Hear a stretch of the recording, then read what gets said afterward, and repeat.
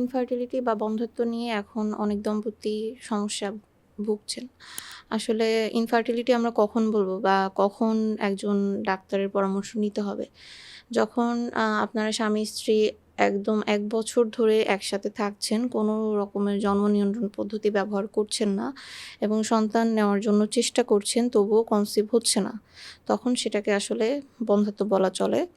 তো সেক্ষেত্রে আপনি কি করবেন? আপনি অবশ্যই একজন বিশেষজ্ঞ ডাক্তারের কাছে যাবেন এবং এক্ষেত্রে শুধুমাত্র স্ত্রী গেলে হবে না বা শুধুমাত্র স্বামী গেলে হবে না।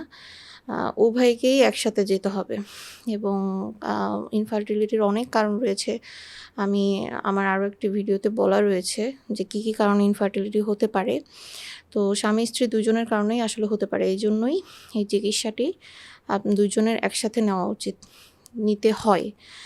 আর আর এক্ষেত্রে আসলে আশাহত হলে হবে না। এটা নিয়ে একটু সিরিয়াস হতে হবে। দেখা যাচ্ছে অনেক দম্পতি আছেন, বিয়ে করেছেন ১৬ বছর, ২০ বছর। আম কনসিভ হচ্ছে না কিন্তু তারা এটা নিয়ে আসলে সিরিয়াস না বা আগে ১টা ২টা বাচ্চা নষ্ট হয়েছে। তারপরে আর কোনো ডাক্তার তেমন দেখাননি এবং বয়স অনেক বেড়ে যাচ্ছে স্বামী-স্ত্রীর কিন্তু তারা চেষ্টা করছেন না ডাক্তারের কাছে যেয়ে।